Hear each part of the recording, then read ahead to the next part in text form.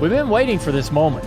Generations of innovation all coming together in one place. A pedigree of more than 70 years of NASCAR Cup Series history, from the past to the present, from Petty to Earnhardt to Elliott. Today, there's no more waiting. The future of NASCAR is now.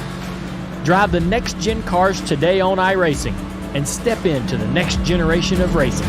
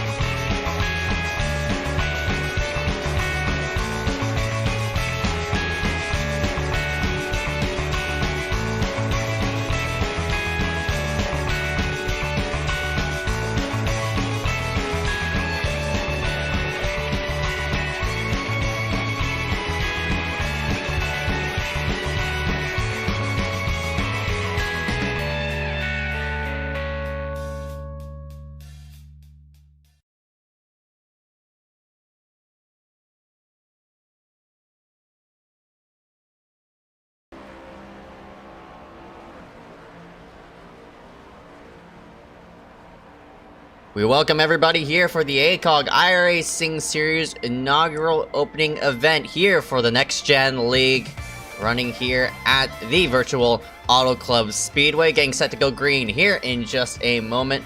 And what a show we're going to put on here for you tonight, as 150 miles is going to be logged into the books for this event. My name is Icarus. And I'm Dewey Schramm. For any confusion for anyone that watched the broadcasts last week, the Next Gen race at Charlotte, those points counted towards the triple challenge we had, not for this series. So points-wise, this is the first race for the series, but the second overall with these vehicles. So we'll get our first taste here of what these cars do at a 2-mile oval like Auto Club, soon to be Legacy Auto Club, and it should be a fun one here for tonight. Yep, that is right. Currently, drivers logging in their fastest times here on the left-hand side of the screen. Kevin White Jr. leads practice as of right now. Only about 37 seconds left in this practice session. So we'll just go ahead and scroll through some notable drivers that are out here in the field. Omar Diallo in this number 160. He won the Triple Challenge event on day number 1 coming at Charlotte, and here he is currently sitting 4th. Yeah, trying to go 2 for 2 here in these next-gen cars, so we'll see if he can repeat his great performance last week, but plenty of good cars here in this field, some returning faces, probably some new ones as well. So it should be a fun mix of talent here that'll all converge here in SoCal. Alright, we're going to suit ourselves to the side, play his national anthem real quickly. We'll be right back right after this with qualifying, coming to you here live from the virtual Auto Club Speedway.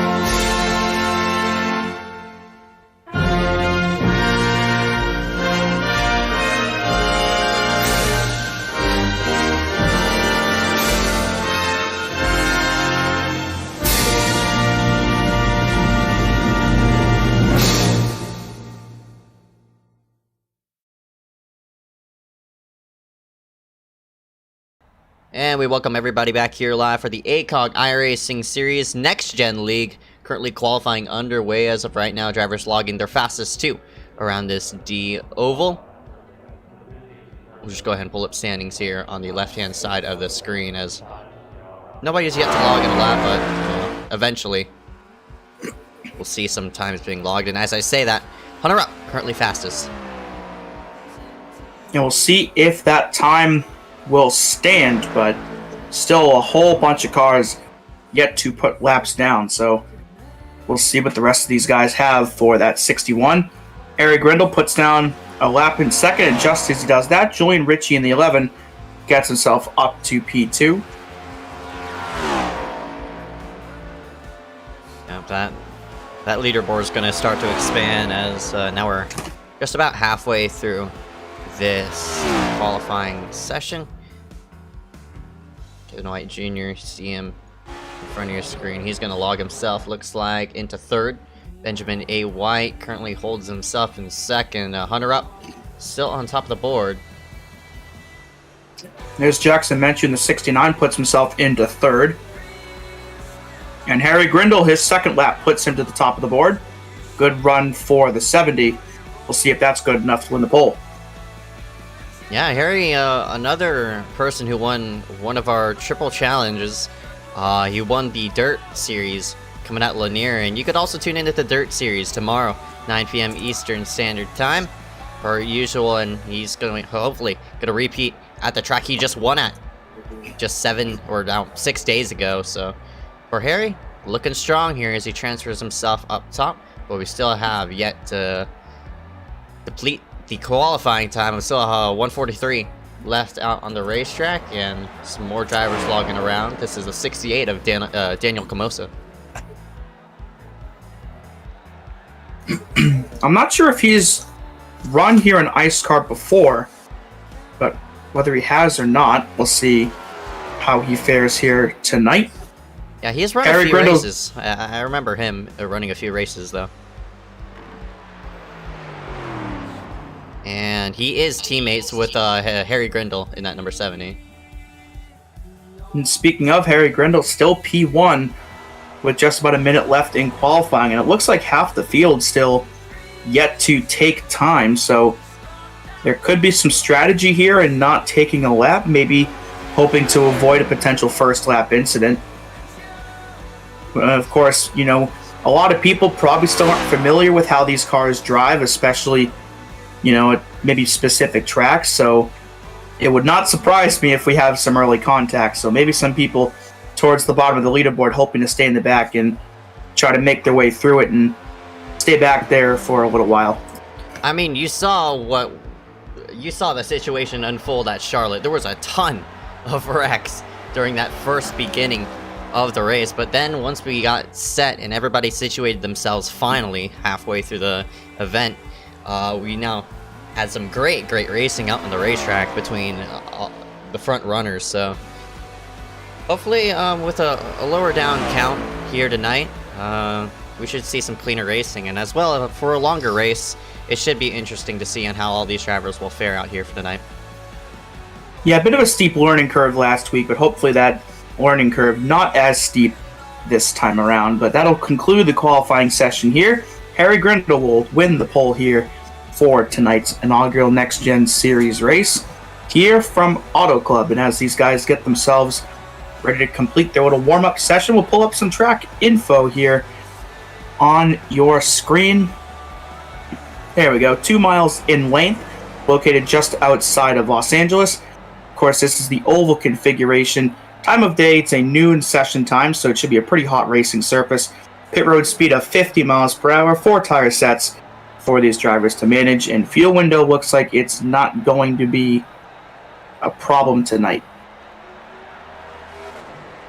I think fuel is actually Or going to be a maybe problem. it is, and we just don't know what it is yet. Yeah, that's what I was about to say. I mean, again, these cars are still fairly new to us, so we still don't know what kind of fuel window we're going to be tinkering around with. But regardless, we should at least have one pit stop, or at least a couple. If we do have a couple, that means we could do the math with the 75 lap event.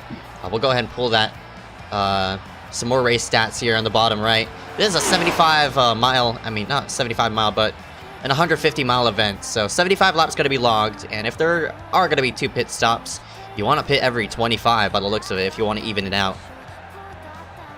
Yeah, maybe 25, 30. Maybe we'll see some people stretch to 35, depending on just how long that fuel window ends up being. And see, at 13 to 16 degree banking, we'll see how much of an impact that has on these cars as well. And of course, you know, in real life, these next gens, they're only going to get one race at this oval, and then they're going to reconfigure this place into a short track. So, I mean, we're only really going to see this once, and then it's all going to be irrelevant, but should be a good one nonetheless, as, you know, I'm sure iRacing is still collecting a lot of data, as is NASCAR, to, you know, still help improve and change these cars to meet what will probably be the real-life racing product.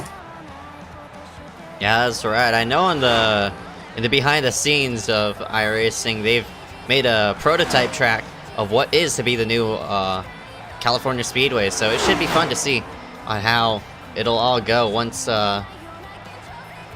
it does get built, and how much iRacing is going to have an impact on how the track will be built as well. So should be fun to see on how it'll all go.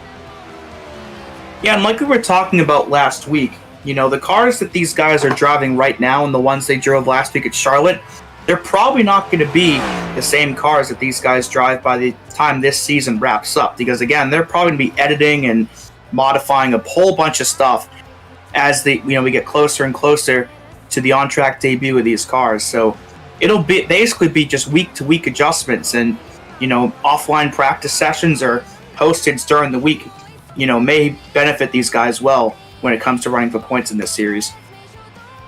Yeah, it should be interesting. So some notable drivers out here on the racetrack. See Jackson Menchu in this number 69, Kenneth Bueno in the 117. That's the 83. I think Joe Berge appearing right in front of him as he's spinning out. Daniel Camosa, I just mentioned how his teammates with Harry Grindle in that number 70, who did win tonight's pole, as well as Kyler Wynn here in the 146, who is currently the fastest person in this practice session.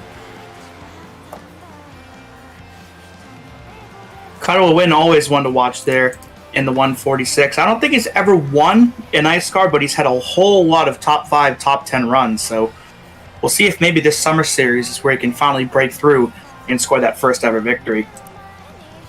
Yeah, in terms of drivers who have not run any type of race in ISCAR, I think most of these drivers, I think every single person in this field has at least one lap under the ISCAR name. So, except for this driver right here, Julian Ricky. Julian, of course, having that R right next to his last name, just signifying he's a rookie. And he's the only rookie out here for tonight, so he's gonna get some valuable bonus points as a rookie toward that rookie championship coming at the end of the season. So should be fun to see on how Julian will fare out here tonight and how many points he's gonna gain off of there. Yeah, basically a race within a race, but of course, being the only rookie, he's not really racing anybody else. But, you know, generally speaking, Rookie of the Year is a fun little race inside the race that we get to watch throughout the season, especially when the fall season rolls around and we have a much longer schedule across the board. But looks like the warm-up is just about done here, so we'll get ourselves situated here into race mode for the first ever ACOG points-paying event. Yep, that is right. We'll go ahead and pull up your starting order here on the bottom side of your screen. Congratulations to the number 70 of Harry Grindle. Starting around alongside of him, Hunter Up in the number 61. Row 2 gives us Peter Kenny in the 19 and Kenneth Bueno in the 117.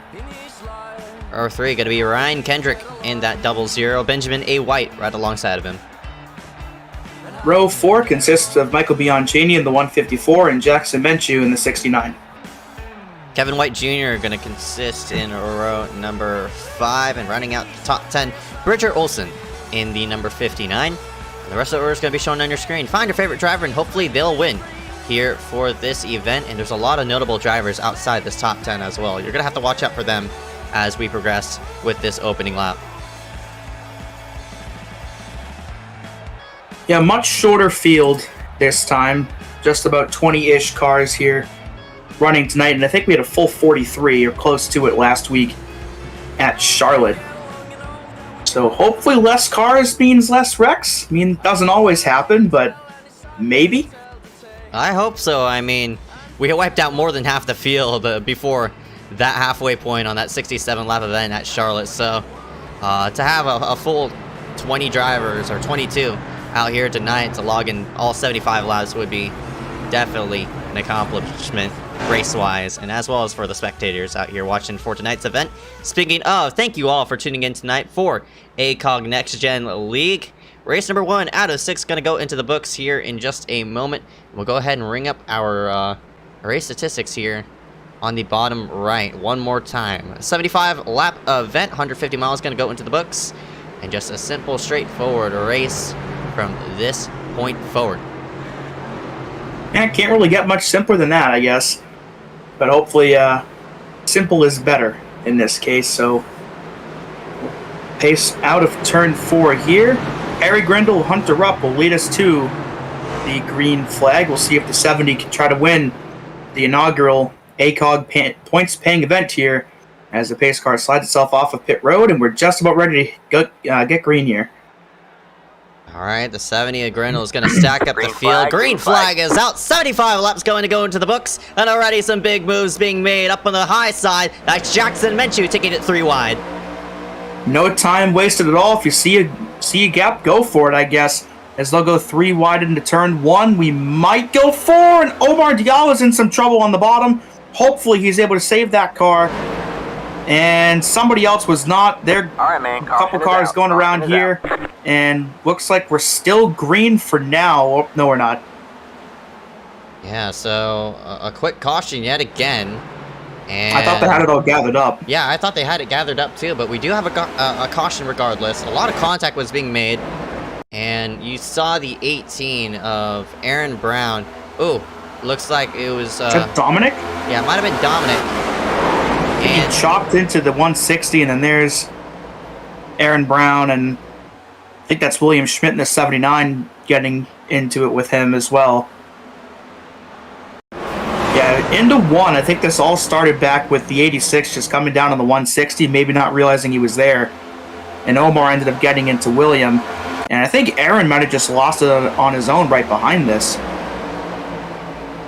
There's a contact, and Omar luckily keeps it straight, but he does have a bit of right side damage on his machine, unfortunately. Oh, William got hit twice. Yeah, he got Neither hit time once. he was doing, got hit right there by Omar. He gathers it up, and then here comes Aaron Brown. He's going to chop him again. So, not the most ideal start there for William, as gets hit twice in about 7 seconds, neither time of his own doing, but hopefully that will not damage the car too much, as 52 with a good save out of turn 2 just missed that wall that juts out. So looks like despite the little bit of damage, I think everybody involved should be all right. Yeah, I saw that 52 dart to the inside barrier. That was Kevin White Jr. And looks like he did make a bit of contact with, I think it was either Bridger Olsen. I'm not really sure who that white car was. Wasn't really paying attention, but he goes to the inside and moves himself forward, and William Schmidt on pit road might be our first DNF of the night. A couple other cars on pit road as well. You saw Menchu, who had just made that big move to the outside on lap 1. Looks like he'll take 4 tires, and or maybe that's something else, but I wonder if he spun that somewhere we didn't see, because that's a very long pit stop, and it shouldn't be that long normally. Yeah, it looks like Menchu might be just keeping himself, or maybe doing some offside adjustments. So Menchu probably gonna get back on the racetrack here momentarily. Schmidt does indeed DNF, and already out of the race, unfortunately. But in the meantime, of that, for Harry Grindle in that number 70, gets to retain the lead, and look, some drivers working themselves up in the mix. Peter Kenny up 1. Now he's going to start alongside this number 70. Yeah, Hunter didn't get the best of starts, but the quick caution only allowed him to lose 1 spot when it could have been a lot more. But a tough break for the 79 is Schmidt, who, again, after being hit twice in just a handful of seconds with no fault of his own, will unfortunately be out before it really started.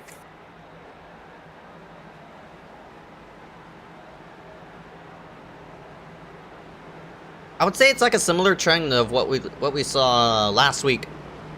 Bunch of cars just getting loose on the opening laps. It seems as though cold tire is playing a huge issue than what it's supposed to be. But hopefully everybody gets it sorted out straight and gets their tires warmed up so we could go solid green flag run from this point forward. So still a lot of racing to go. In terms of green flag wise, ATVO estimates about 48 minutes remaining in this event.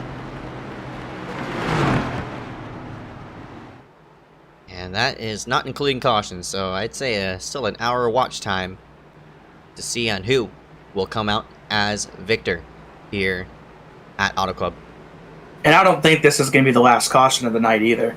I would expect we'll probably have a couple more incidents like the one we just had, especially with all these guys still trying to learn this track and, race around each other. A lot of these guys are going to be familiar with how, the current Cup cars and the Xfinity cars race at this track, but, these next gens are still a big question mark in a lot of places.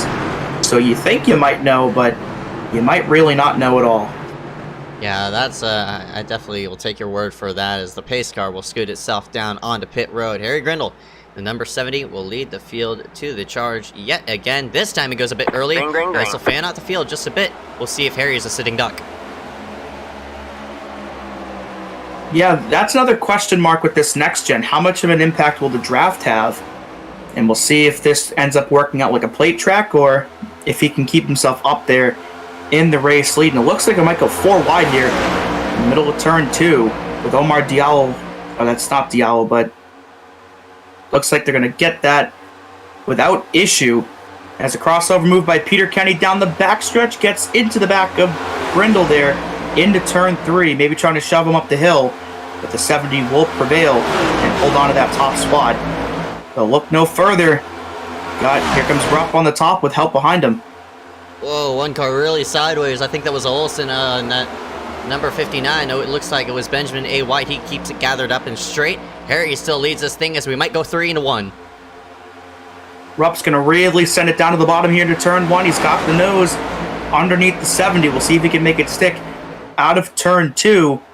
And not quite there, but he's right on the back bumper. So we'll see if he can maybe make it work here in 3 and 4. Rupp sails it into the corner. Harry's going to straddle the second lane through 3 and 4. We'll see if Harry can get a run off the corner. It looks like he doesn't. So here comes Rupp down to the inside line. We'll see what Rupp does here as he tries to side draft on the front stretch. Caution is out, though, so that'll end this battle. And this one involving the 52. Yeah, and we saw him in some trouble under the first yellow. That's Kevin White Jr., and this time he's really wadded that car up. So we got to look and see what brought this yellow out. And Omar Diallo also with a whole lot of damage. So it looks like we're going to have 2 more DNFs here from this one. And we'll get a look at this. And I think the 52 just got way too hot into 4 and just hooks the 54. Gosh. And both of them go upside down. So a very violent end to both of their nights as Diallo barrel rolls once in the grass. And yeah, I think the 52 just got way too hot out of turn 4. Oh, never mind. That was not his fault. Because they got a bump from Dominic Cow and just hooked the 160 and just launched them both right up and over. Yeah, we'll get another rewind at that, but watch the 52 and the 86. Oh, we got the apron, I think. Oh, no, he didn't. I think the 52 came down a bit. I don't know. It seems as though one car went down, one car went up, but I think the 86 did tag the apron a bit, and my goodness, what a hit. I mean, you'll see it right here. You might have called it right, that Dominic hit the apron coming into 3. Right about... It was close. There. Oh, right there, we got the left front just underneath the line. But I think if you watch where the tires are compared to the lines on the track, I think the 52 also came down a little bit. But tough to call there, but nonetheless, both of those cars destroyed and done for the night. Yeah, so our Triple Challenge winner, unfortunately, will not repeat here at Auto Club.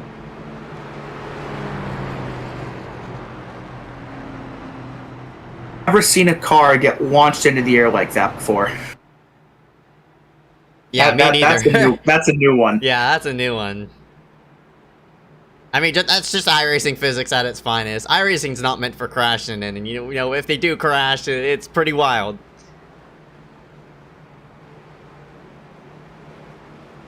This is a racing sim, not BeamNG. BeamNG does seem pretty fun, though. I've seen people play it, though. I mean, they have some amazing soft body physics and such. I mean, it's really, really fun to see some crash compilations on BeamNG. You want to tear up a car, you play BeamNG and do it there, because you'll definitely get your money's worth out of that. Yeah, that's right. For the racing side of things, iRacing's got that covered. Yep. Still 68 laps to go. Some quick cautions covering these first 8 laps. Probably gonna go green next time by as drivers get themselves situated. Everybody from 13th on back has at least hit pit road once. Have hit pit road at least once. And for drivers who are on the racetrack, we have whittled it down. Now down to, looks like 19 drivers on the racetrack.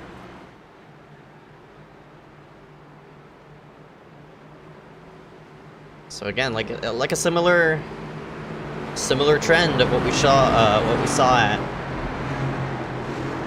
at Charlotte. Just a bunch of early wrecks. Drivers trying to get a handle on these vehicles, and both cautions have been caused by driver error. Dominic Howe just tagging the apron just a bit, and the 18 of Aaron Brown just getting loose off of turn number 2. Yeah, hopefully we can get ourselves a bit of a green run in this time, as we take the green once again here on lap 10. So still quite a bit of the race still remaining. But unfortunately, it looks like 3 or 4 cars already out of contention. So William Schmidt with that contact on lap 1, and Omar Diallo and Kevin White both flipping over here on this last caution. So hopefully we can get ourselves in a bit of a groove here and see how this race can pan out. Here we go. Pace car is in, and Grindle will lead the field of 19 back to the green. And up and away we go, and yet again, Harry gonna hit the throttle early. And we'll see how the draft plays again. You know, Hunter is gonna be sucking up to the backside of that number 70, but what's also new is this side draft has a big block there. Mitch Hobbs tried to fend out the 95 of Parker White. Could not do it, and Parker's gunning for second. Out of turn 2, they're still all over each other. Mitch might get hooked right here. They're not locked on at all. One bad bump can send him flying, so hopefully Peter doesn't give him too bad of a bump. And here comes Hunter looking for the lead once again. Here into 3, as the 15 goes all the way up the hill, using every inch of the racetrack available to him. Mitch takes it up the middle, 3 wide for the lead at the line. Oh, they might go maybe 4. Uh-oh. As Hunter gets a bit of a bump from Ryan Kendrick, it sends him down into the grass. He holds on for now, and here comes Mitch. Led at the line. Can he make it stick here out of 2? Look at them, they're 4 wide again. Uh-oh, that's might not work. What a save by the 15. Here comes Benjamin White on the high side. Look behind him, they might go 5 wide into 3. Oh, they're all over each other right now as they get themselves situated. This is looking messy as drivers are taking up all 5 lanes of this racetrack. As Mitch is starting to pull away from the rest of the field just a little bit, but we'll see how long he can sustain that for, as there's an absolute hornet's nest right behind him, and they're going to go 4 wide for 3rd into 1. That's not going to work, though! There we go! Peter Kenny's going to spin, and no way! Wow, what a save! That was Kendrick! What? He's still trying to hang on to it! Saved it! Oh, that might not be done yet! They're still 4 wide. Wow. Oh my gosh, they're still all over each other, but a bunch of cars got damaged. Look at the beaten and battered race cars. I was fully expecting to see about 4 cars hit the catch fence out of that, but somehow everybody saved it. What a great job by everybody involved, but they're still 4 wide. out of turn 4. But it looks like they'll finally start to settle down a little bit as Mitch Hobbs still leads, but Harry Grindle right back there again. Yeah, that big scramble really separated the field. Look at this top 5. They're all gone and by themselves. And it's just these 5 who are going to settle it out for the lead. Or at least try to.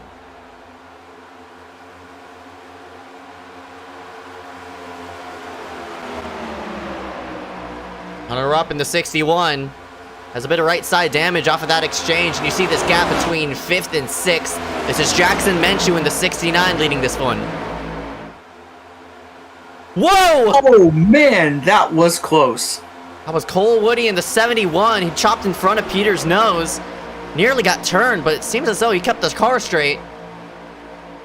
Looking right behind. They're still all over each other back here. I wonder if these cars are easier to save than the Cup cars are. Yeah, we saw some astonishing saves in the next gen at Charlotte. Even last week, yeah. Yeah, I'm kind of curious now. I wonder if there's something different with the aerodynamics, perhaps, of these cars that makes it easier to hold on to if you end up spinning like that. Maybe a to be determined on that one, but so far I'm inclined to say yes. Mitch is leaning all over the 70 for the lead, and it drags in the rest of these 3 drivers with them. 5 cars under a blanket.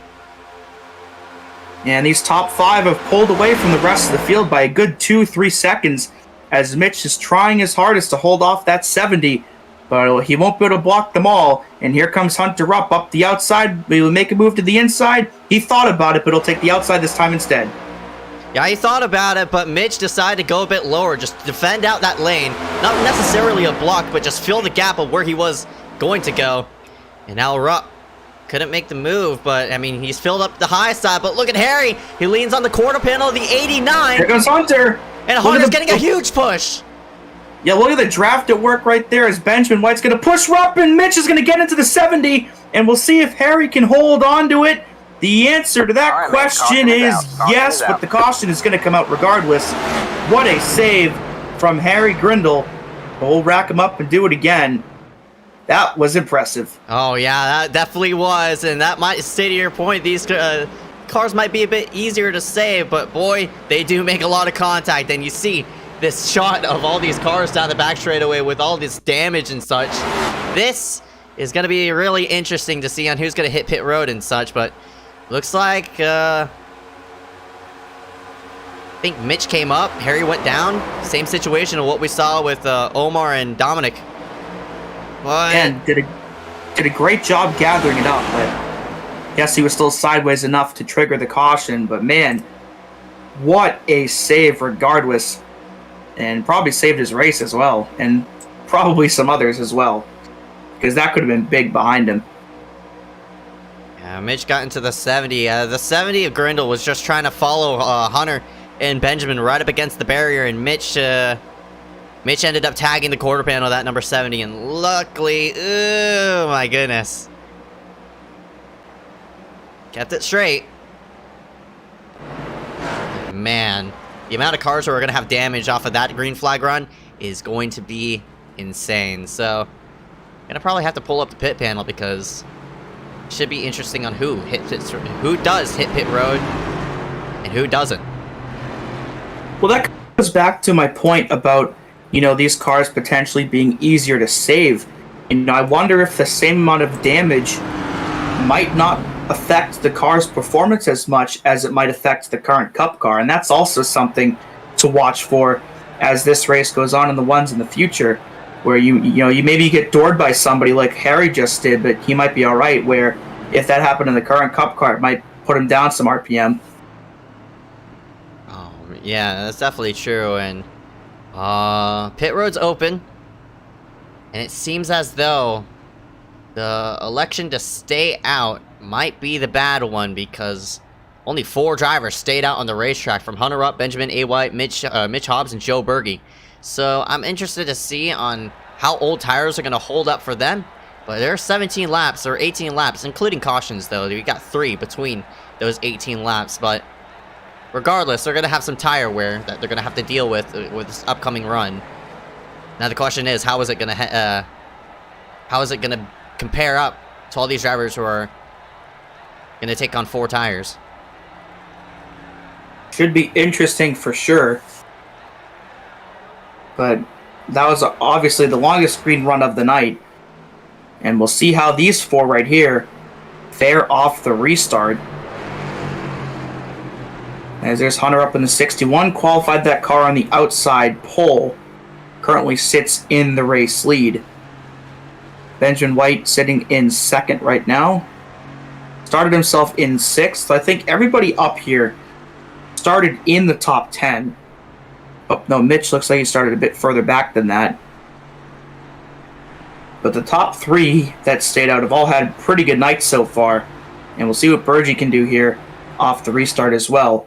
And Burgee finally got his first ever league win last week too in the Super Speedway Series. So shout out to him for finally getting that done as well. The man he beat is right in front of him. That's number 89 of Mitch Hobbs. He beat him out just by a splitter at the line. So he's 2. Maybe a future rivalry coming up in the next in this upcoming season. So who knows on how it'll all go for those 2. Regardless, here they are meeting again on the racetrack. Yeah, and Mitch is still looking for his first league win too. He came that close just last week, and he's finished second a couple times before that as well. So I think the 89, definitely one of those that's long overdue for that first ever win. We'll see if maybe tonight's the night we can finally get it done.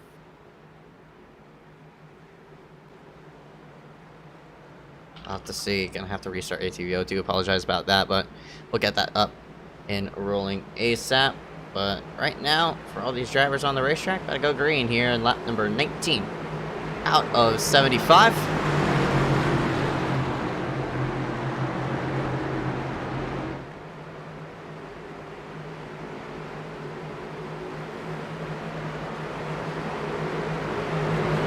Here's Hunter up in this number 61. What can he do to fend off these drivers right behind?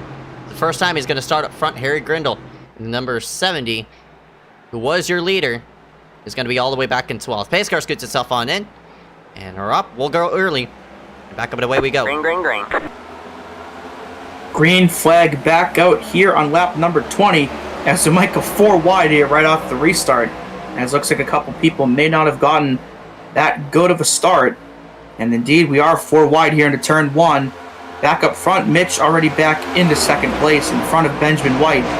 And he gets a bit loose there in the middle of turn 2. He'll gather it up. And I think this is where we're going to start to see the tires play, but somebody just went around back there. That's the 19 of Peter Kennedy, and another great save. And here comes the 71 of Woody for the lead in the 3. Yeah, Woody's on fresher tires, so an easy takeover there as Hill. And there goes Rupp into the wall. And that might... Oh, and Benjamin goes hard into the wall, gets hit again, and they're still piling in here on the front stretch. Kenneth Bueno with a lot of damage in the 117. There's Rupp in the grass. And it looks like staying out on older tires definitely not the way to go, as Benjamin White is junk here across the line. Oh my, it's just a lot of aggressive racing here with these opening laps. I mean, you could lay it back just for a bit, but man, these the advantage with newer tires there just played such an effect in which you had to gun for the spot, and it all stacked up the field, and yet again we have another pile up. I guess a smaller field didn't necessarily mean less wrecks, but we gotta look and see what happened here. But there was contact there between Mitch and Hunter, and it sent the 61 up into the wall. Hunter's trying to gather it up and hooks the 15, who gets hit twice. Kenneth takes a huge hit to the outside wall. And it's a similar deal to what we saw earlier, where Kevin White hit the wall and was trying to gather it up, and it ended up hooking Omar Diallo right up into the outside wall. Same exact deal here with Rupp and Benjamin White. And that 15 is done.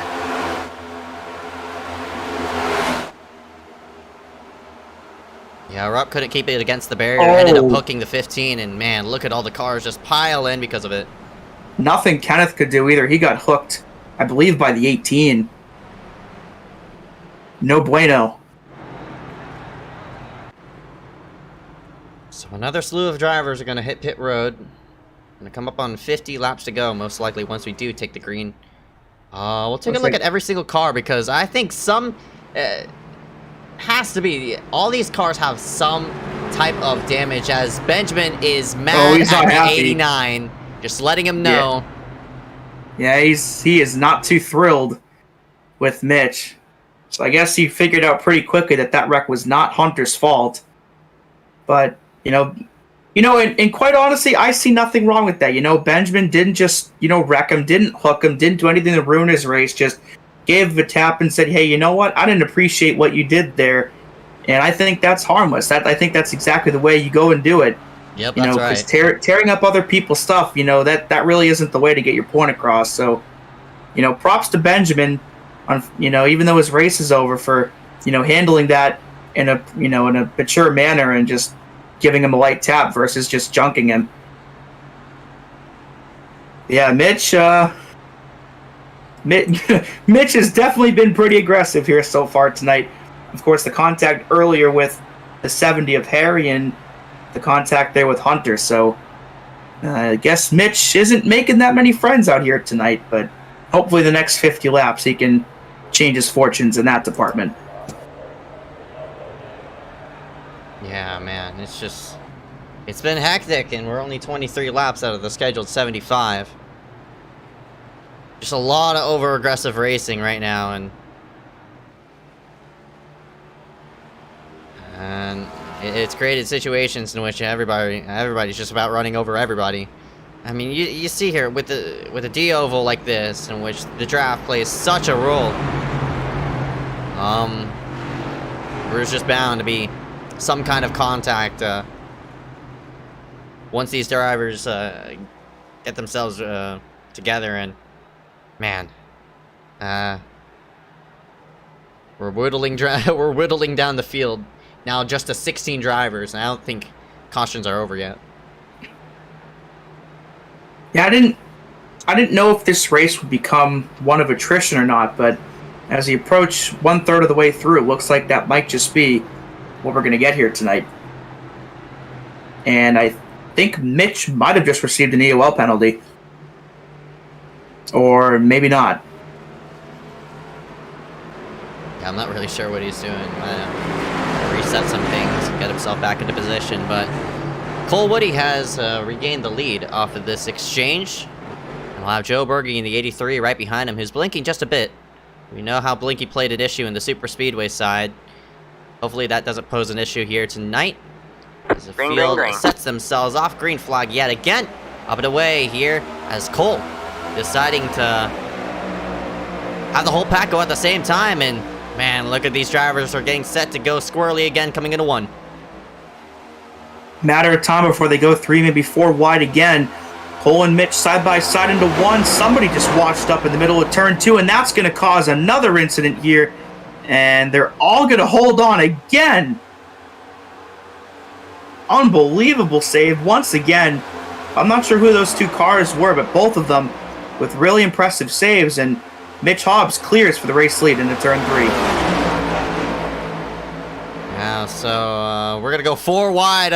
Harry's trying to make up as much ground as he can right to the low side. And Parker and Dominic working with each other is going to fling up high. Dominic's going to squeeze himself right against the barrier to get by Cole Woody. And that's Kyler Wynn in the 156. They might go 4 wide for second here. Uh-oh. They got to pay attention to their surroundings because the spotter doesn't spot up to 4 wide. And they might need to soon. They might need to update that with the way these guys are racing here. As Parker White now up into 3rd place. Dominic now in 2nd. So some new faces up towards the front here as this field continues to shuffle through. And Cole Woody has been dropping since the restart. He's going to get split 4 wide here again. Oh, man. Peter. Oh, my goodness. Peter getting side drafted hugely there by the 59, but they worked themselves into one. And here comes Dominic Howe in that 86. Even though he's damaged, he's still working himself a nice charge up forward. And he's dragging Parker White with him in the mix, who's now in 3rd. And you saw how quickly Cole Woody's fortunes changed there just 3 laps ago. Restarted in 1st, and now he's barely in the top 10. So that shows you how quickly these things can change. And if this racing right now is any indication of how it's going to go in real life, this race is going to be phenomenal next year. Oh, Mitch tried to drag that whole entire drafting line down low. Nobody went with him. But now they're starting to fan out. Looking through the middle is going to be Joe Berge. Oh. We might go 4 wide again. There's Parker on the bottom trying to get second away from Dominic. There's Kyler Wynn on the top with help from Harry Grindle.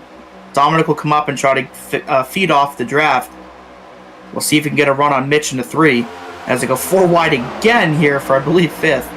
This is the most 4 wide racing I've ever seen off of this type of package. This comes to me as I wouldn't say a bit of a surprise, but man, a lot of drivers just taking advantage of the draft and how much side draft you could pull up against other cars. So one thing we really haven't mentioned is side draft. That's something that's fairly new to iRacing.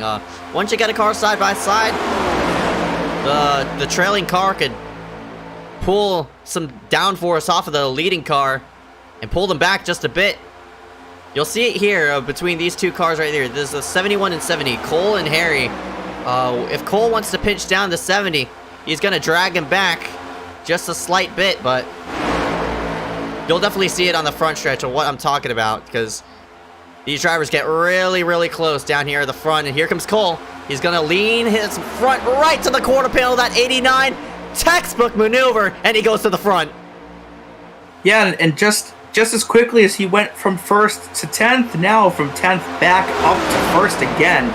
So this is really playing out like it's a plate race at Daytona or Talladega, where these guys are just fanning out and going all over the place and going to the back, going back up to the front. This is really, really exciting so far. I just got to play it clean and find your move right. Cole is going to go to the high side, and Dominic going to go down to the white line. And it's going to be the 146 of Kyler Wynn going to choose on who he wants to go with. And he'll go with Cole. Dominic stalls so much. He goes from 2nd, looks like all the way back to 5th. Yeah, I don't know if I wonder if his car is too damaged to maybe lead a drafting line, because that whole bottom just completely died out there going into turn 1. But now Kyler Wynn jumps down to the bottom, down the backstretch, and he'll look for the lead here into turn 3 on that 71. No drafting help in the meantime, but here comes the bottom as Dominic goes back down there again. Yeah, side by side of the 4. They're still 2x2 right behind. I expected these tires to start wearing out, but looks like it didn't. Cole's going to propel himself to the front, though. He got that run out of nowhere, seems like, and he's going to get a push from the 19 of Peter Kenny. The 146 is, well, it looks like Hobbs going to pull out. And Cole's going to come down and try to block the run. And Mitch is going to wash up in the middle of turn 2. That's the same thing that happened with him out of 4 with that incident with Hunter. And Benjamin, he's going to get hooked out of turn 2. And around goes the 89. He'll gather it up, but the caution is out. So rough night for Mitch Hobbs going to continue here, but still not that much damage on his car.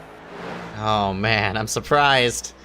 I don't think he hit anybody, but he did get hooked big time by the number 69 of Jackson Menchue, but Mitch got super tight, and I don't know. Did Mitch block him? I don't know if he blocked him. We'll have to take another look at it again. Oh, I think he might have. Paid the consequence for turning a bit low. Mitch goes around on the backstretch.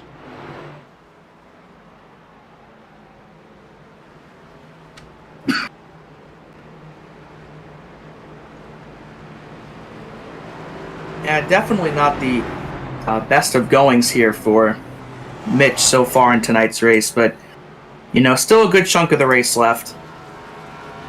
As somebody just got the free pass, not sure who it was. There's Benjamin White on pit road, and I think Bridger might have just put it in the tire barrels. Yeah, Bridger might have called it a day. Yep, he definitely did. Yeah, the 59, needless to say, done for the night here. It looks like the whole field down on pit road, save for Cole, as Bridger will just vibe at the end of pit road there and watch these guys make their pit stops. So pit stops yet again. This time top two stay themselves out. That's Cole and Menchu. They did pit the previous time, but looks like electing to stay out for this one, so it'll be interesting to see on how it'll all turn out for them. But the first car out of pit road looks like Parker White in 95, who went for a 4.3 second pit stop.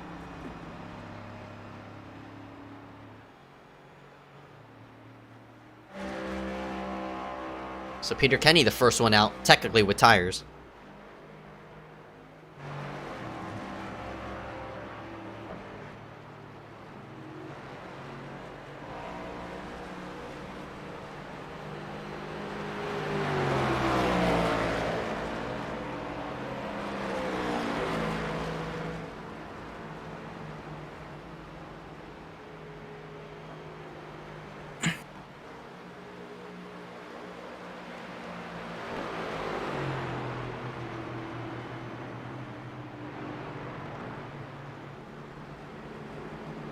So there's Dominic.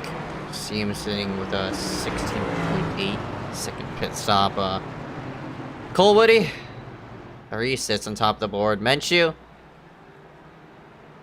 was involved in the spin. The 89 was in. Oh, he sits in second, so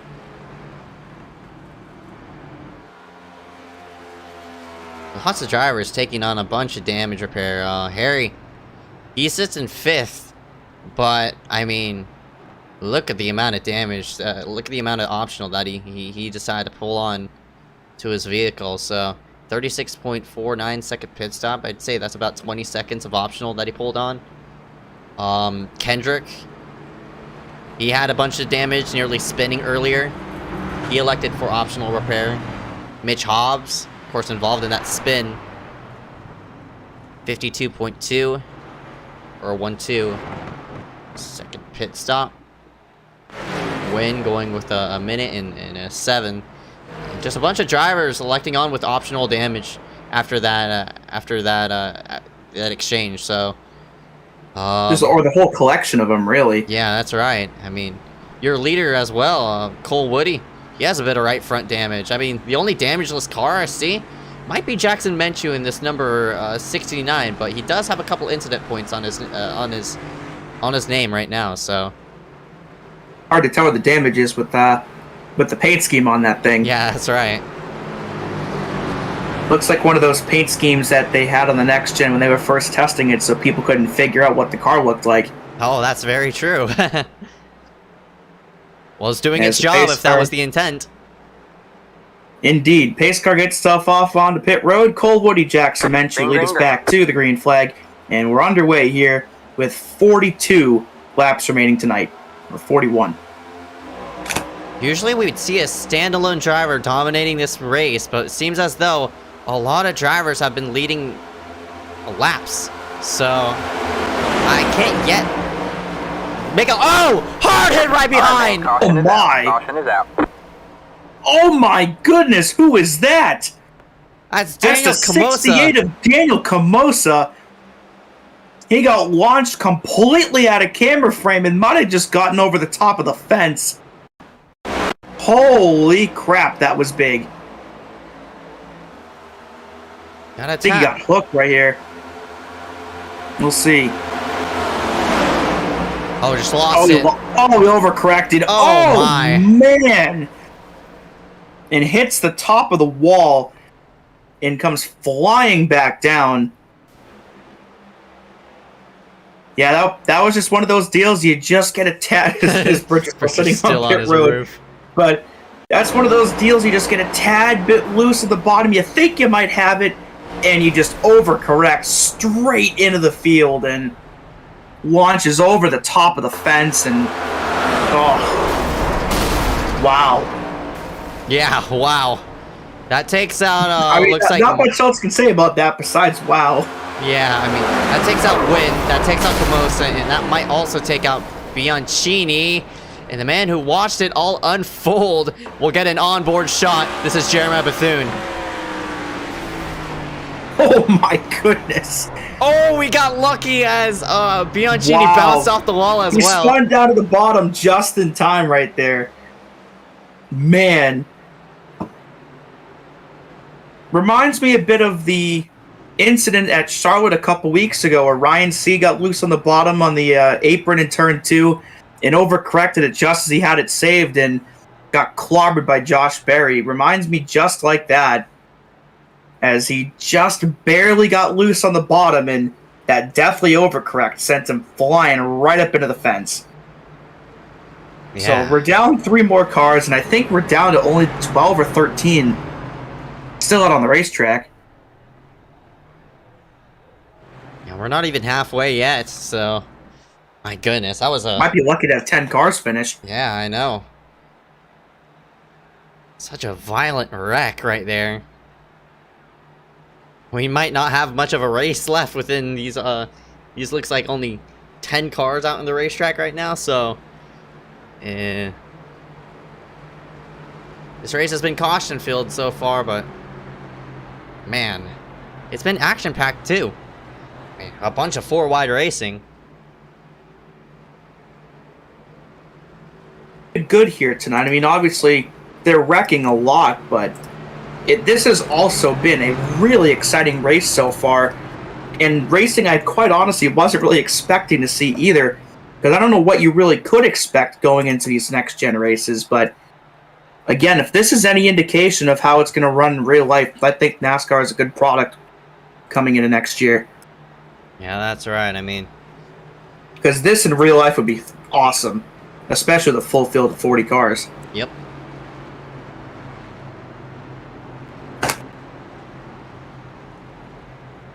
Alright. We'll try it again. Hopefully see no giant overcorrect. Still about 11 cars out on the racetrack. There's Bianchini taking as much optional as he can. I mean, to keep yourself out on the racetrack and in which a different point system is going to be key. 62 points available per race, and for all these drivers out on the racetrack, my goodness. And every single driver has some sort of damage as well. Parker White, you see his whole entire left side, it's scraped up. Omar Diallo, who won last week's race, he was damaged. Peter Kenny has some right side damage. Harry has some left side damage, I meant. Kendrick also left side. Mitch Hobbs, we saw him spin earlier down the back. And the only driver who looks clean, relatively, I mean, bit of rear end damage on his machine, but that's Jeremiah Bethune, who got very, very lucky avoiding around Michael Bianchini. And Joe Berge, he too might be damageless. One of the very few that are lucky enough to say that. So we've hit the halfway point here tonight. 37 down, 37 to go at the line. Pace car down on the pit road. Looks like we're only going to have about 9 cars take the green here, or 11. Green flag back out here. Again, as we hit the halfway point, Michael Bianchini will just fly by the field here, but his car is extremely damaged, so that probably will not last very long. I mean, that's right, but Michael, I mean, he timed the restart out well enough. I mean, he got off a pit road, you saw it earlier, so technically, it's quoted legal, but at the same time, it's probably not going to be unliked by some ACOG officials, and he's going to get ran over here in a moment. The quote-unquote Kyle Busch restart will not work out well for Bianchini. You see all the damage to his car. Quickly will fall back through the field as Parker White will retake the lead here out of turn 4. A little bit of contact there between Mitch and Harry. Seen that before here tonight as Harry tries to regain that second spot here on the 89. Oh, this thing ain't over yet. There's still cars all over each other as they head into 1. It's going to be the 70 looking around the 95. Grindle looking for some real estate. Mitch Hobbs is not going to let him go, though. Oh, Dominic Howe was looking to split the middle. Reminder that he's going to take a 3. That's Peter. 3 wide for the lead here into turn 3. Can Peter Kenny get it here all the way down to the bottom? Oh, looks like he got a bit tight. Oh, he washed up a bit. And here comes Mitchie on the bottom. Second. as Mitch will lead it at the line as Menchu with a big head of steam down on the bottom gets himself up into 4th. Single file for a moment, but I don't envision that will last very long.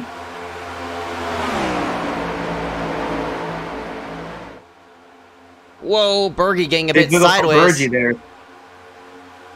Menchu pulls out. What kind of move he's going to make on Grindle, heading into 3. Reddy has the position, coming into the corner. Looks like Menchu's going to work himself into 3rd. But up front, though, Parker White's looking for more. Looks to the high side. I thought he was going to do a crossover, but I think Mitch might have blocked, so he couldn't do that.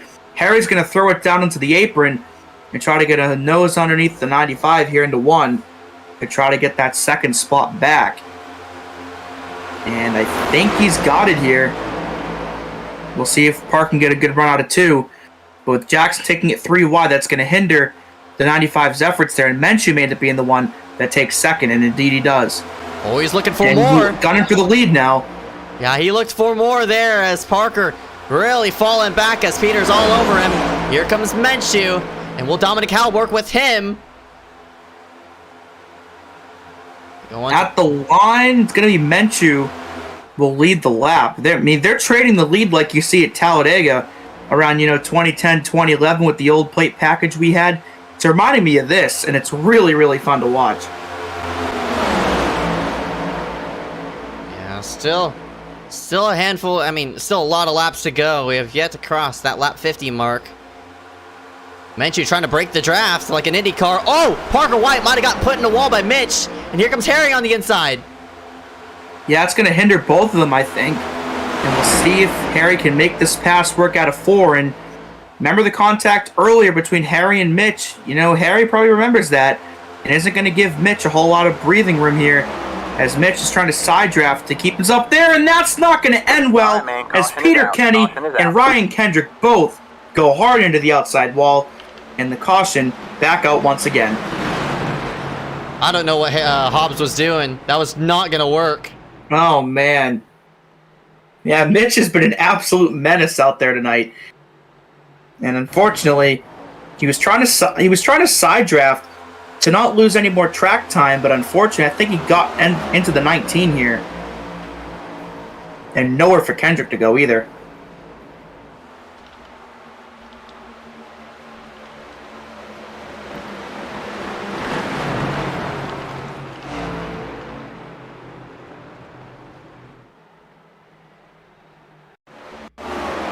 Yeah, Get another look at it here. So he gets split 3 wide here.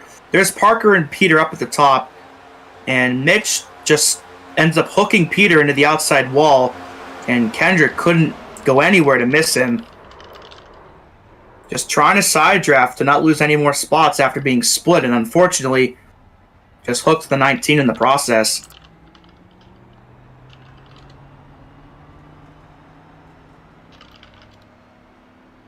Yeah, that's Mitch is trying to learn off of the new side drafting model, and he just about squeezed the 19 into the outside barrier, and man, paid the price. Not only that, now he has an incident penalty. Peter Kenny is the 2nd car to show displeasure to Mitch.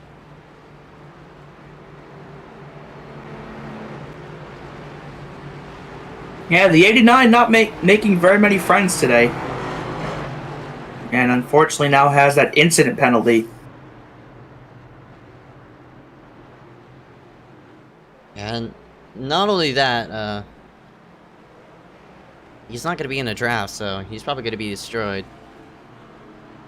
Pace-wise. Olsen has been laying on his roof for the past, I don't even know. How long has he been there? Look at the rear wheels. He's got the gas pedal down. It's just still going. What in the world? Oh, man. I think Kendrick towed it. Yeah, Kendrick's out of the race, so I think we're down to 10 cars left. My goodness, it's looking like an iRock race now. Oh, man. How many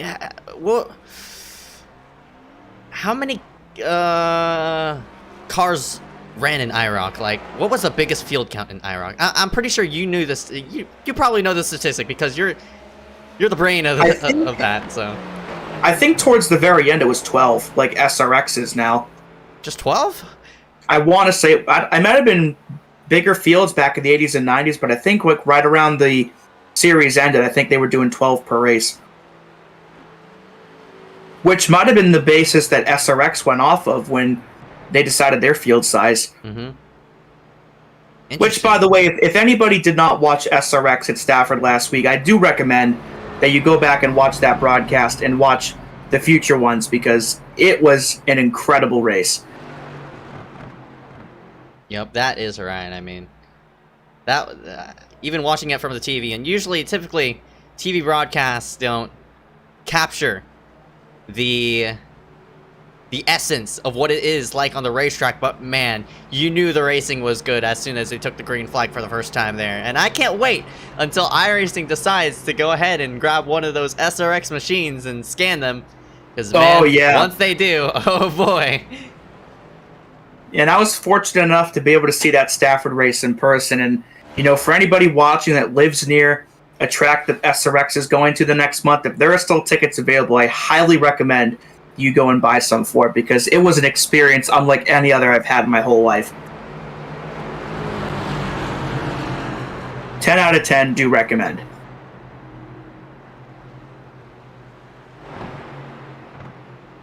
Hey, and it's even cooler because I think all 6 tracks they're going to have been scanned and are in the service, so...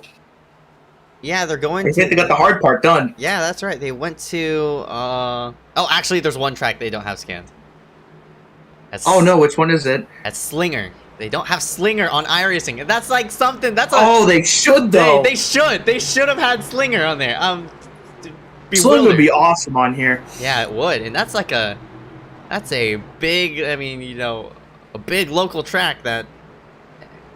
The Slinger Nationals every year. That's right. I think Matt Kenseth's won that a couple times. Uh-huh. You won it recently, up there too. In Wisconsin.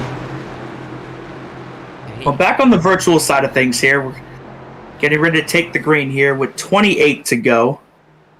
Menchu and Burgee the top 2, and it looks like you've got 9 cars taking the green. As there's Mitch. I think he might be serving his incident penalty now.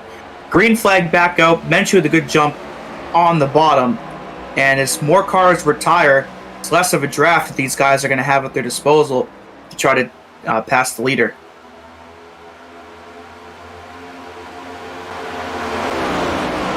Menchu straddles the bottom, and in terms of winning-wise, these top 3 drivers all combined, I mean, Joe Burgee, of course, won last week, but in terms of total win count with these top 3, it's in the single digits. I think the 3 of them have like 5 or 6 wins total between them.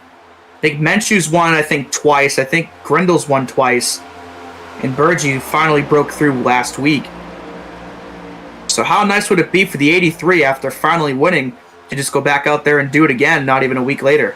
Yeah, that's right. I mean, it only takes that one win. Booster.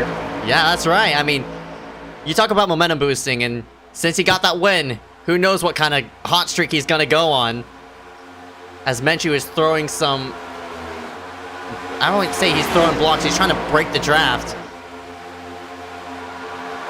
Regardless, the only thing he can do, really. Yeah, that's right. I mean, he's sort of a... I wouldn't say sitting duck. There's only 2 cars just breaking away, but... Once Burgee finds his way to the quarter panel of that 69, I think Menchu is going to have a handful here. Trying to fend off that number 71. And I think we're going to start to hit the point of the race now. As Cole's going to get into Burgee. But thankfully, we'll hold on to it. Oh, Burgee's still trying to save it, too.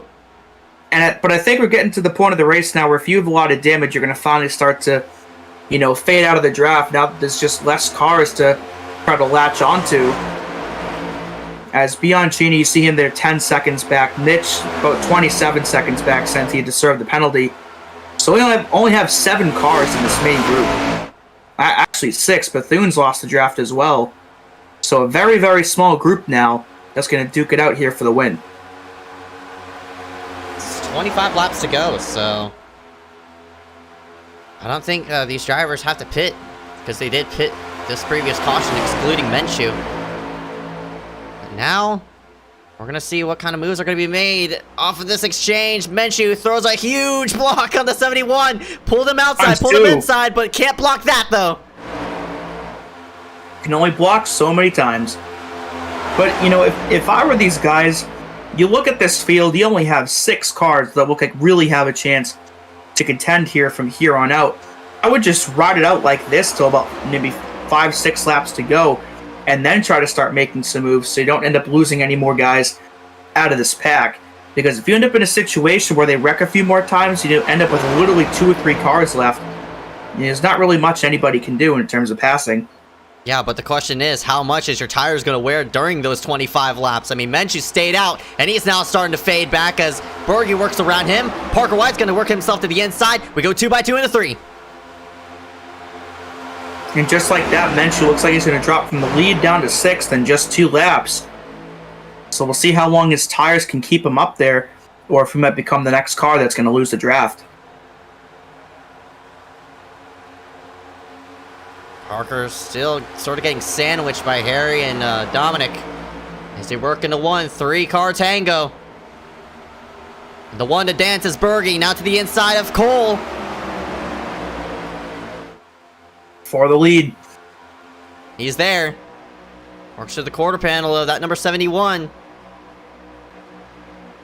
And here comes Minshew. What's Minshew gonna do? Who's he gonna work with?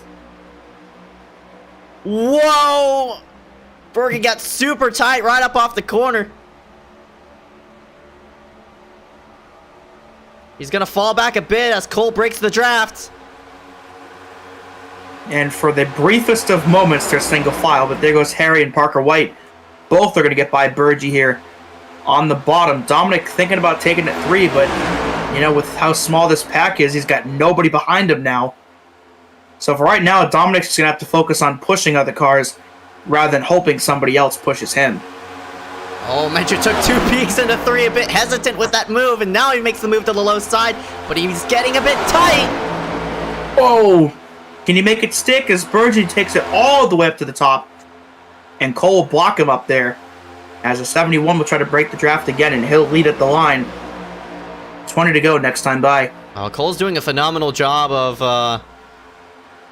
of maintaining that top spot by breaking the draft. I mean, he's allowing cars to get runs, but not enough to pass him.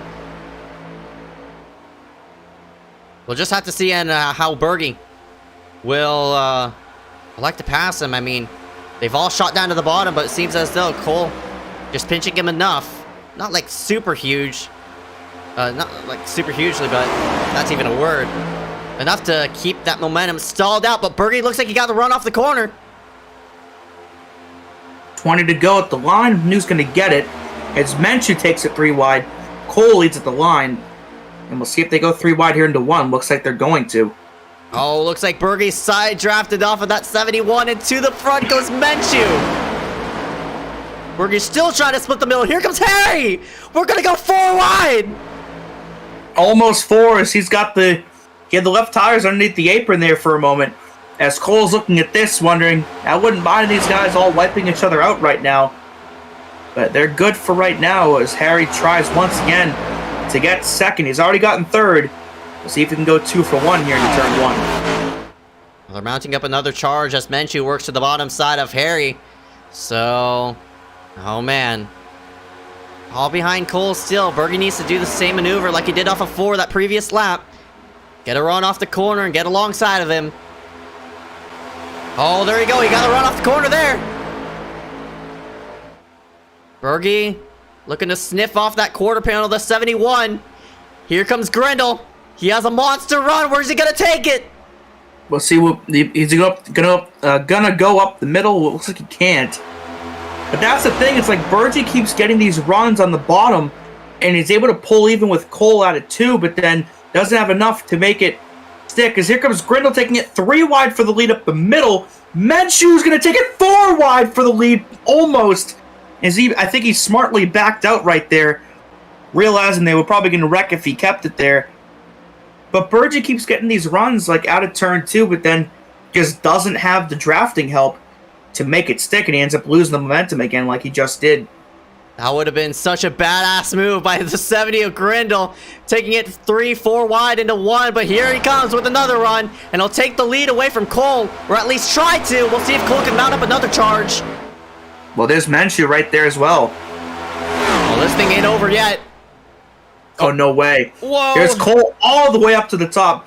Every inch of the racetrack being used by these guys here tonight. Here comes Parker White. Is he going to take it 4 wide for the lead here? Oh, looks like questioned about it. Cole's coming down. Berkey's coming up. He's going to be in a sandwich.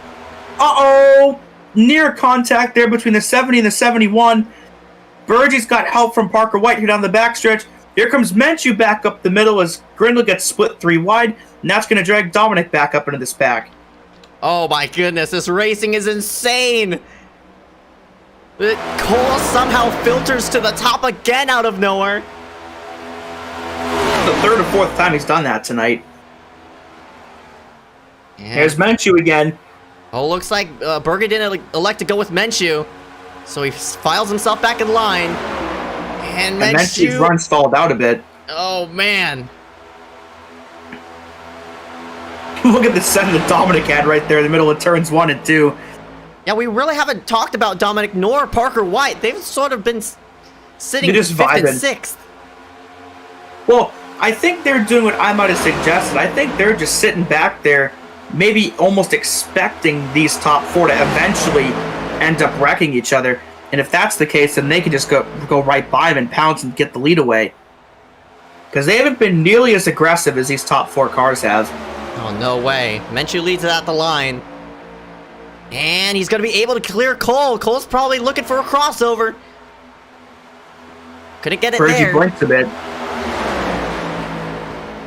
They file back in line. Whoa!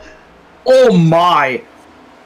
Menchu got a tap from Cole, and Cole found a hole at the high side. Bergen elects not to go with Menchu, so they're going to go 3 wide again. There goes Parker.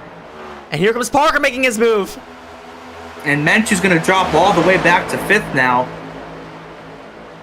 And looks like Parker is going to take it 3 wide for 2nd. Thought about it. Looks like it's going to help Bergie instead.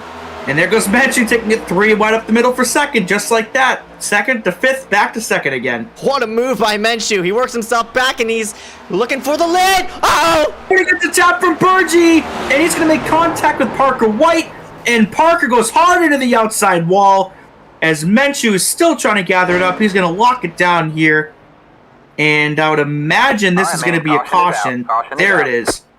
Oh, man. And that is the caution that Mitch Hobbs needed because he was about 30 seconds back of these guys because of his incident penalty. Now he'll be bunched up right with these guys again to try to contend for the win. Looks like Menchu was just not clear. And Parker, overcorrected. Oh, got stuck in the wall. What? I think the wall flung him a little bit. Now, the way he bounced off the wall, it got him airborne enough that Menchu, similar to what happened to Brad Keselowski, I think at either Michigan or at Auto Club. I'm not really sure what track it was. I think it was this track. Hit the inside wall. 2007, yeah. That's right. It flung him up. And not Peter, but Menchu ended up under that 95. Yeah, the angle made it look like that he got stuck on the wall and flung, but just the contact with him and Menchu. But speaking of Peter, I think he's going to get the free pass here. So it's going to put 9 cars on the lead lap, and I think there's only 10 on the track. Though I would imagine that Parker is probably done for the night, so I think we're just going to have these 9 left. And with exception to Bianchini, I think all of them could be in contention for the win. We'll see how much Peter can stay in the draft with the damage he got 2 cautions ago. But at the very least, these top 8 are going to have a chance.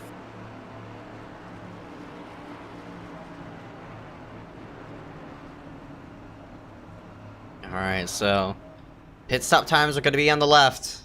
Pay attention to them as all these drivers work themselves on a pit road. For might be the final time. Or what might be the final time tonight.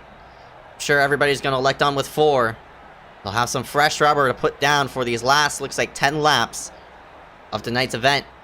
First one off of pit road, looks like it's gonna be Harry Grindle with a sub 13-second pit stop. That's the fastest pit stop I have seen in this session so far. It looks like it came clutch time, so Harry moves himself to the front.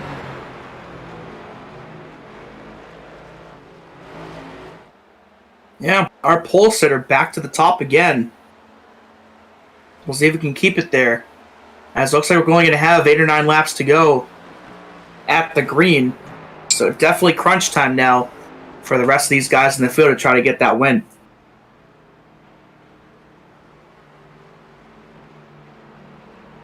So, man, Harry's going to be in a prime position to control this one. The question is, though, I mean, he doesn't have his teammate anymore. Camosa wrecked it earlier in this race, and I mean, nobody else has a teammate up with them. Jeremiah Bethune seems as though is going to be back into this mix after losing the draft earlier, so we're looking to find replacements for Parker Wyatt and Jackson Menchu. I think Menchu's still in it. He does unfortunately have a bit of damage, though. So, still regardless, 6 to 8 cars left in this running as Bianchini is going backwards. Should be He might do the same thing he did on the previous caution. I'm not really sure. He's a lap down, though, unfortunately.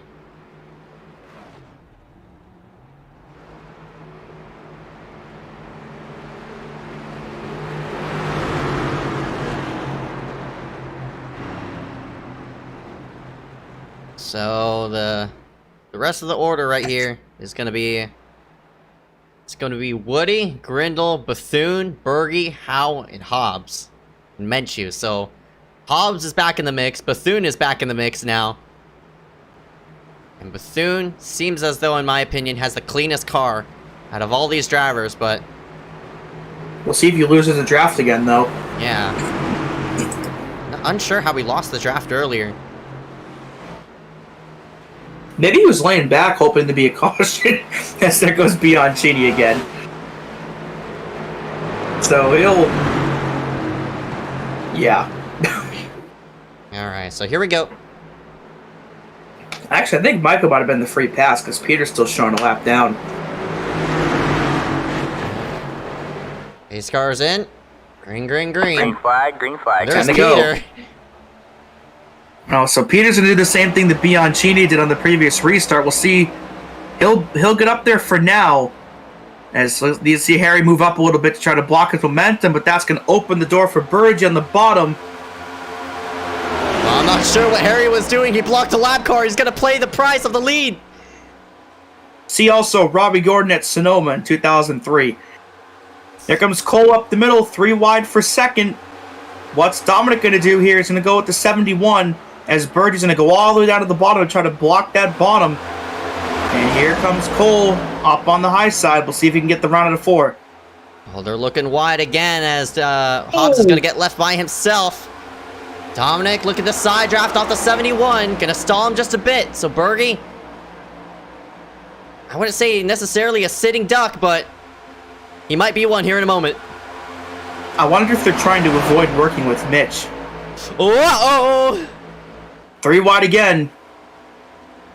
Nobody wants to be around him after this event. Harry looking for a run. He's gonna take it 3. Here it goes. For the lead, maybe.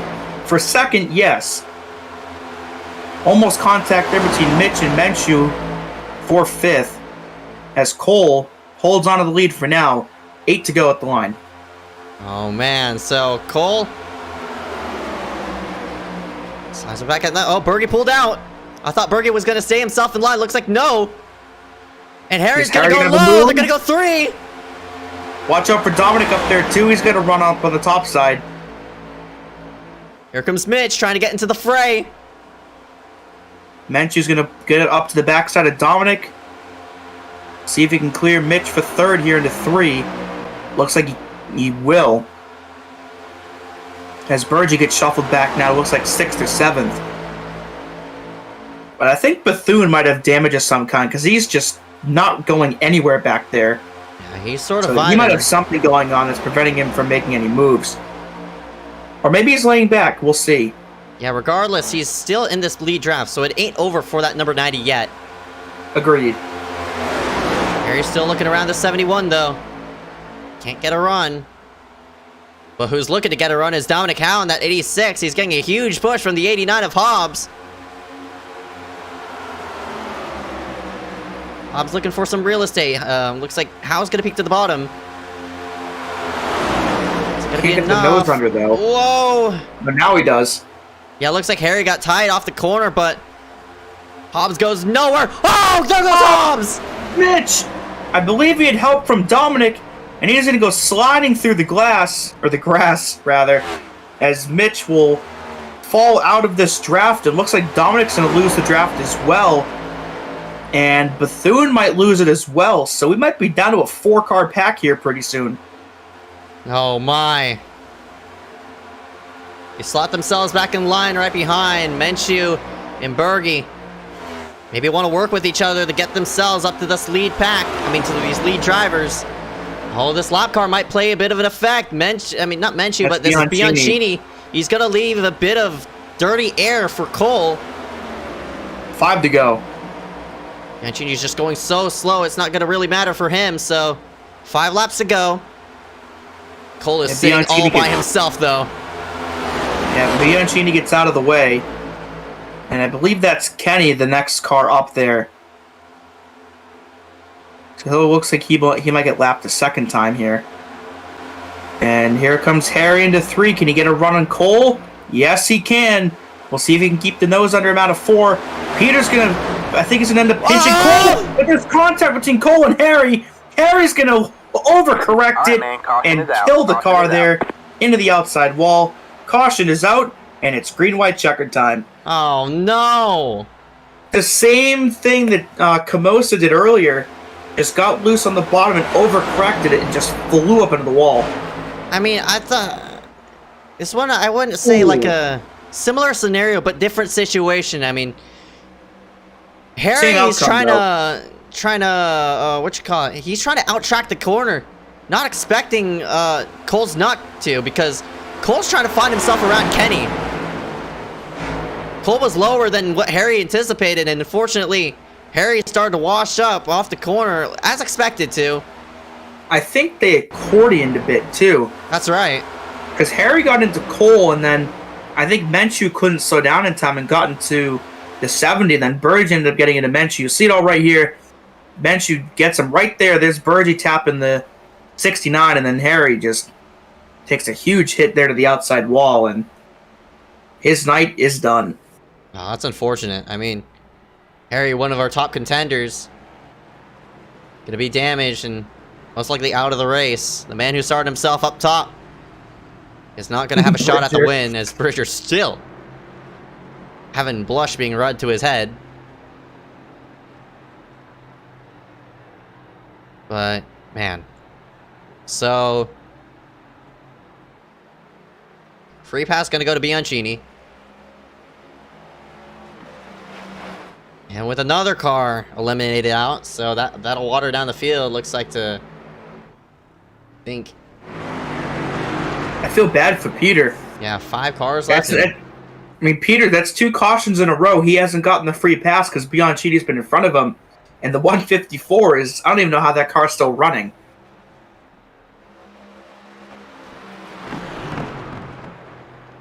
Yeah, there's Bianchini. He's going to sling it on the pit road.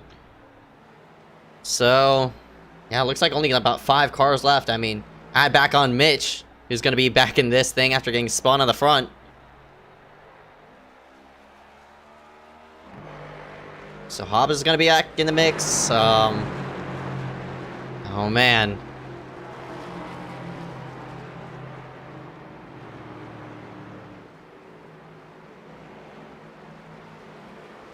Crunch time.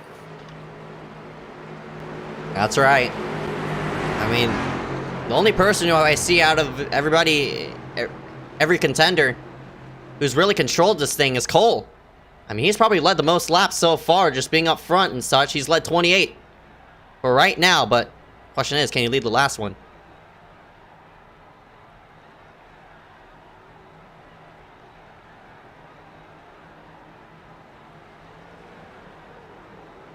I'm gonna go with the line.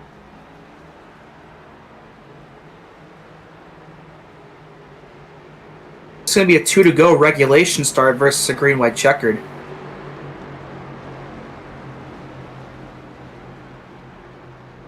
No, it is going to be a green-white checkered. It just says 3 to go since it extended the laps. So we're going to see, looks like 76 laps. So the first attempt out of 3, for those not familiar. If you get a caution here before the white, we'll have another attempt. And if a caution comes out before the white again, that'll be the third one. And upon the third green-white checkered, if a caution comes out, then the field will be frozen at the time of the caution, and that will be the finishing order. So hopefully we don't end up in a situation where we have to determine the finishing order by freezing the field, but it has happened before, and that's how these procedures go if we end up needing to use them. We'll see. Who of these 6 drivers are going to be in it at the end? Woody, Bethune, Berge, Howe, Menchu, and Hobbs. All getting set to go. As Bianchini might be rummaging up the same thing. Looks like he's going to slow down this time. But here we go. Green, green, green. Green flag, green flag. 2 to go to decide it. Who's going to get it? There comes Berge and Dominic. Cole's going to block the run. And let's see. Berge's going to dive it down to the bottom. Cole can't block that one. And can Berge try to make it 2 in a row here between these last 2 weeks? We'll just have to see, though. Still side by side up front. Berge elects not to side draft the 71. Oh, he's getting close now, but looks like Cole cleared him. And Dominic's going to get second, too. And look no further. Here comes Mitch on the high side. He might get third from Berge here. And out of turn 4, white flag here at Auto Club for the first ever ACOG points-paying race. Can Cole Woody hold off the field? And it all comes down to this. Looks like Dominic's setting up a charge. I think he might need a push from a person right behind. Hobbs, oh, he's going to pull himself to the inside, so this might give Cole the win. Oh, and Mitch's going to get into Dominic. Mitch washed up again.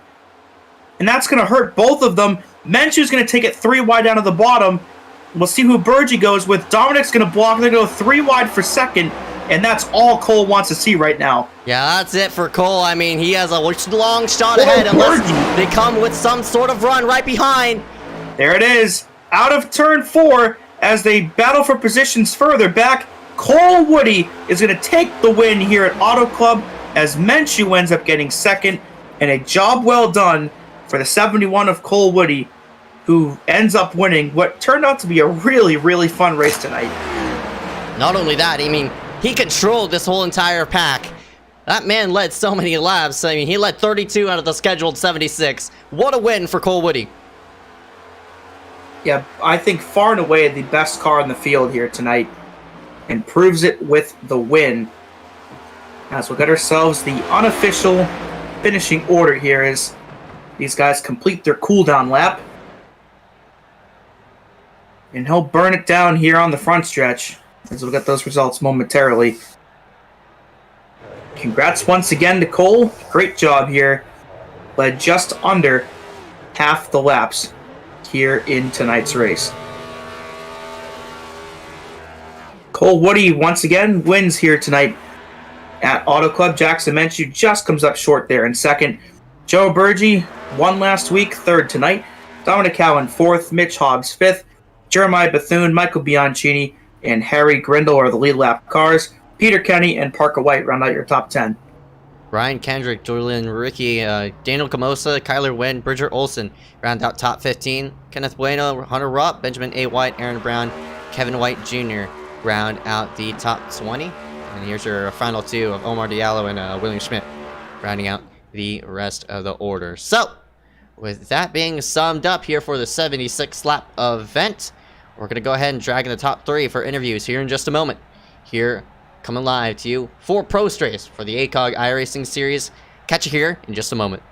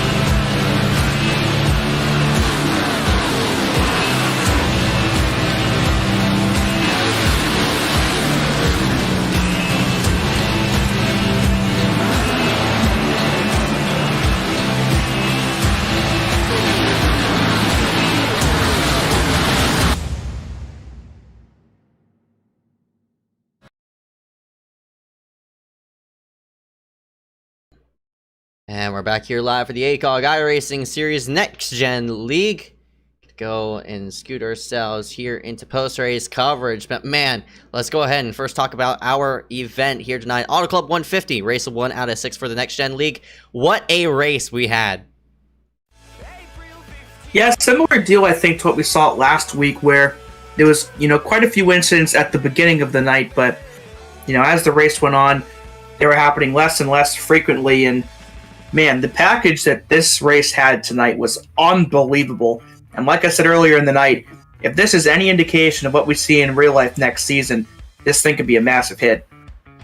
Yep, that is right. We'll go ahead and drag in our winner of the inaugural Next Gen event here at Auto Club. I mean, not inaugural. I mean, we had one last week, but first points paying event regardless for Cole Whitty. And because it's the first race, we'll pick up the points lead as well. Cole, my goodness, man, what a race he pulled there at the very end. And not only at the very end, you controlled that field there at the middle portion of the race. But man, Cole, you led 32 laps. Congratulations. You pick up your first win. Yeah, I'm not really sure what to say about that, to be honest. It was actually kind of a weird race because like halfway through when I went down, came pit road and took one lap. That's because I had to use the bathroom very bad. So I came down and stayed there for one lap. Then I came back out, got the lucky dog, and ended up driving my way back up to the field and winning the race. How about that, man? Taking a bit of a pit stop IRL and getting yourself situated. Not only that, 32 laps led this scheduled 76 lapper. And how'd you control it out there? Of course, this next gen package is a bit different. Yeah, definitely. I was working with Dog and them with the next gen fix series at Charlotte, trying to figure out where to run and where to not. And these things were just so aero sensitive with all the run you can get and everything, but you really couldn't pass anybody. So I knew if I just stayed to the outside and just kept my momentum, it was going to be hard for anybody to just come down and try to pass me. So I just kept to the outside and just praying to God that would stick, and luckily it did. Yep. Just a mixture of 50% luck and 50% skill, I guess. Yep, and it paid off here for you tonight. Cole, you win the first points paying event. You're going to lead points coming into next week. I think next week we're going to go to, drum roll, next week coming into Atlanta. So where are you looking forward to Atlanta? A lot of carnage. A lot of carnage and a lot of tire wear. I expect a lot of probably single file racing once the tires start to give in. It's probably going to be for the most part, probably going to be a boring race. There'll be some parts on the restarts where there's going to be side by side with everybody on the new tires and such. But other than that, I think it's going to be a lot of single file racing that you're just going to have to get used to. But I'm ready for it. I'll probably be here next week and just see if we can go for the gusto and go 2 in a row. All right, by 10 for Cole Wood. He leads 32 out of the scheduled 76 laps. Started himself all the way back in 19th. Congratulations, bud. But before we let you go, any sponsors you want to thank you for tonight? Yeah, I'd like to thank Pepsi Zero Sugar with Mango for being probably the worst beverage that's ever been made on the open market. And also Monster Energy, not Monster Energy, a Mountain Dew Code Red for being the best soda on the open market. All right, by 10 for Cole Wood. He rounds himself out up top of the board. We'll go ahead and see you coming your next race, man. Thank you. I'll be here. Still going to try Pepsi Mango. Yeah, I haven't tried it either.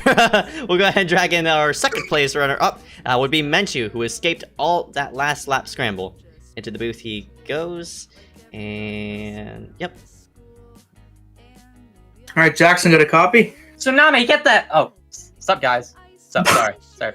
I'm yelling at my dog.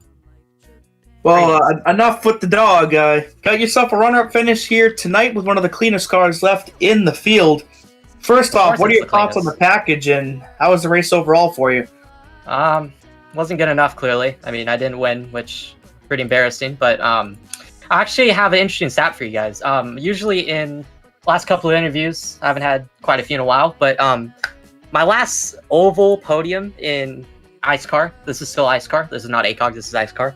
It was actually Ice Car Bronze Series, Talladega. Can you guys guess how many days ago that was? I don't know. 462.3. It was 513 days ago, so it's been quite a while. Not that far off. Yeah, pretty close. But Yeah, the package was pretty good. Obviously, it was pretty it was pretty fun. I was in a call with Peter Kenny. He obviously wrecked. Nothing new with that. Keyboy was in the booth. You know, he's not that good. You know, he makes a lot of unfunny jokes. So yeah, it was a pretty typical ice car day. You know, I'm out. You know, got to thank everyone at Supreme.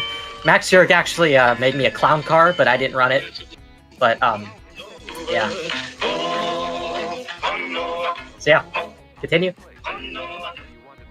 All right, Jackson mentioned P2 here tonight. I'll host you back here for the rest of I the hope I weekend. don't, but yeah, see you guys. Christ.